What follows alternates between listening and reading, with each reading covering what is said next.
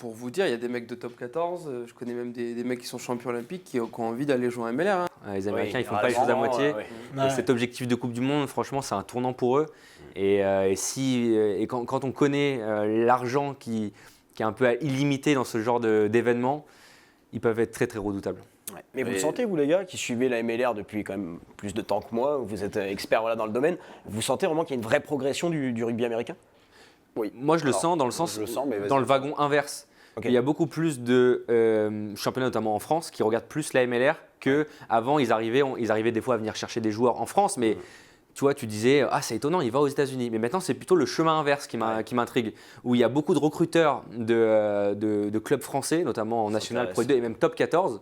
Avec notamment Perpignan qui avait signé le talonneur, j'ai oublié son nom, qui a fait la Coupe du Monde avec les Samoa, qui a joué pas mal un ami de. Bien sûr, qui a joué au Eagle Rock. Eagle Rock, exactement, qui est arrivé à l'USAP.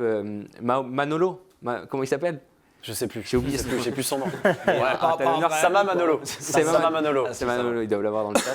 Mais voilà, c'est surtout ce chemin inverse maintenant, ce regard qu'on va avoir justement par rapport à la médiatisation de ce championnat qui est accessible maintenant en France même de manière gratuite, par rapport aux joueurs français qui vont là-bas, par rapport à plein de choses, même des stars. Regarde, on parle de Chris Ilsenbeck, mais il y a aussi Dorian Jones aussi qui est allé, il y a des très bons joueurs, Alex Muller, il y a des très bons joueurs qui ont une expérience, qui ont une aura rugby, qui sont allés dans ce championnat et qui attirent autour d'eux, et même de plus en plus de championnats anglais, japonais, sud-africains, qui regardent de plus en plus en fait ce championnat. Donc ça, c'est là que tu sens que ça a plus progressé. Mais c'est un championnat qui attire. Hein. Moi, pour vous dire, il y a des mecs de top 14, je connais même des mecs qui sont champions olympiques qui ont envie d'aller jouer en MLR. Hein. On va des noms. Et puis aussi, c'est des pas dans 3-4 ans. On va des noms, Sacha.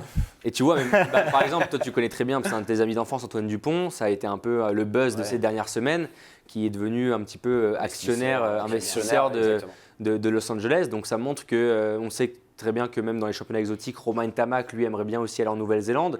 C'est aussi ces Français qui sont des énormes stars, qui ont une énorme influence, qui voudraient aussi développer le rugby mondial. Parce qu'en fait, plus on aura un rugby mondial performant, plus en fait je pense que le rugby sera attractif et plus je pense que l'économie du rugby sera plus intéressante pour les franchises, et surtout moins on aura un top 14 peut-être plus dominateur sur les scènes internationales, et à l'approche d'une potentielle Coupe du Monde des clubs qui serait pour 2028. Plus on aura de championnats dans le monde compétitif, plus ça sera pour le rugby. Alors pas forcément pour la France, ce ne sera pas forcément une bonne nouvelle dans le sens où il y aura plus de on veut être champion du monde avant. Mais je trouve pour le côté sain du rugby, tu vois, avec un côté plus ouvert, c'est vraiment plus intéressant.